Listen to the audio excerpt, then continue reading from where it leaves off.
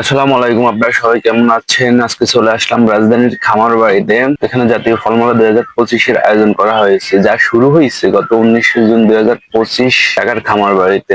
শেষ হবে আজ 21শে জুন রাত 8টায়। এটি আয়োজন করেছেন কৃষি মন্ত্রণালয়ের অধীনে কেআইবি। এখানে 26টি সরকারি ও 49টি বেসরকারি মোট 75টি স্টল রয়েছে। সম্ভবত সারা দেশে একযোগে 64টি জেলায় 431টি উপজেলায় ফলমেলার আয়োজন করা হয়। লক্ষ্য হলো দেশি ফলের প্রতি সচেতনতা বৃদ্ধি ও আমদানি নির্ভর হ্রাস করা।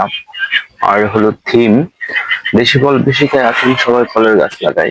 যদি এখানে আমি ঢুকে বেশি আমি দেখেছি, যেহেতু এখন আমের সিজন তাই হয়তো আমটাই বেশি।